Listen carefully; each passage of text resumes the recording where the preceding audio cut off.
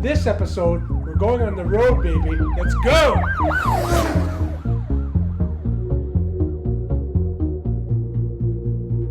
You rock and roll, baby. This is what it's all about. Going to interview. Never know what's going to happen. So, camera A, camera B, chips, formatted, batteries, tripods, notepad. Okay, here we go. Here we go. So what are we doing? Emery Dora. Who is Emery Dora? Why am I so freaking excited about this documentary, this film, this project? I met Emery Dora probably around 1979, 1980. His father just emigrated from Hungary and they opened up a gym. This was a DIY gym. They built it themselves. I was the second member of Diamond Gym back then. And it was basically barbells, dumbbells, and a couple of benches. Not a lot. Compared to today, there was nothing. It was carnivorous. Carnivorous? Carnivorous?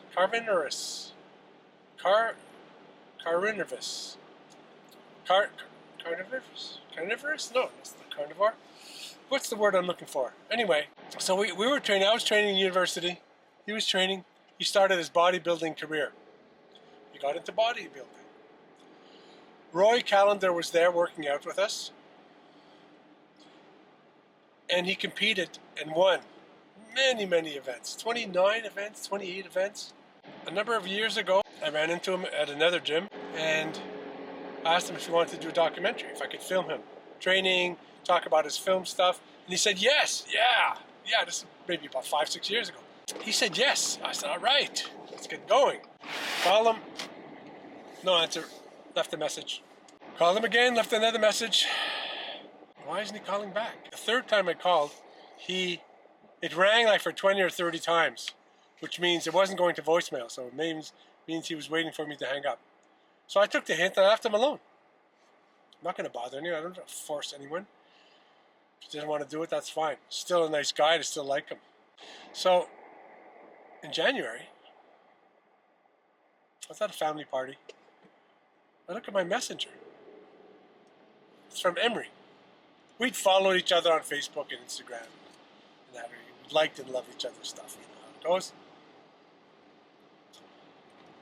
He says, hey, a couple of years ago you mentioned that you wanted to get a Diamond Gym reunion party going. He says to me.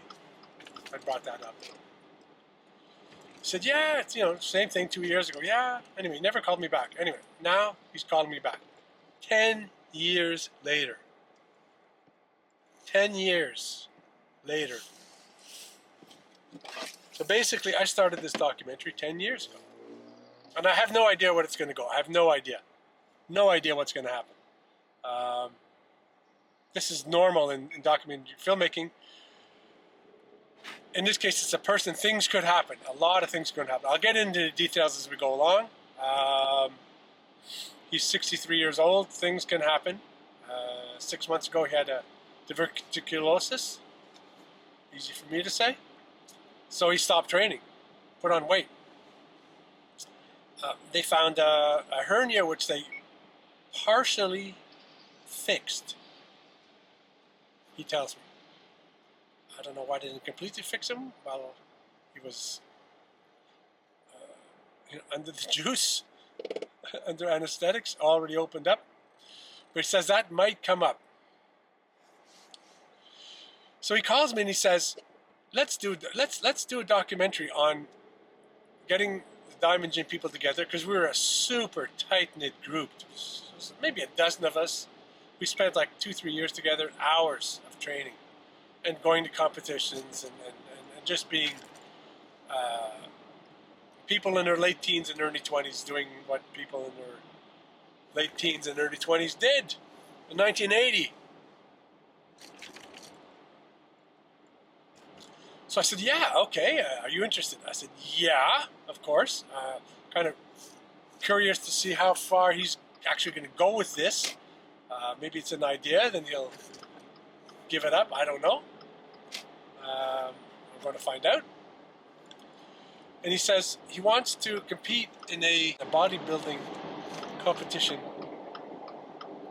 Compete at the same time as his daughter, who would compete in the bikini. So this is a clean bodybuilding competition, which means no steroids. They're going to get checked, and that's going to happen in August in Toronto. I'm in Montreal, so it's about a 5-6 hour drive. So he wants me to film his progression, his training, his daughter's training, until the competition, and film the competition, as well as film the making of the Diamond Gym reunion party. I'm not sure how this sounds to you, but to me, like, I'm just drooling. I love this stuff. I love it. A super nice guy, a great family. There's been tragedy, absolutely been tragedy in the past, but I'm going to talk to you about that later. Right now, today, I'm going to Big M's house and just touch base with him and see what's going on with him, what's going on with the project. So I'm excited about doing this. Today, it's about just catching up, finding out what's going on. We need to open up a Facebook page, his Facebook group, and start getting people in there. We are in mid-February at this point, and we're looking at a party of July. Don't know when the party's going to happen, when he wants the party. But I think we have to get going on this and moving as soon as possible, as fast as possible, because people are going to make plans. Next thing you know, it's going to be March, it's going to be April. So let's go rock and roll, film Mr. Emery Dora in his beautiful home, and let's see where we're at going with this project.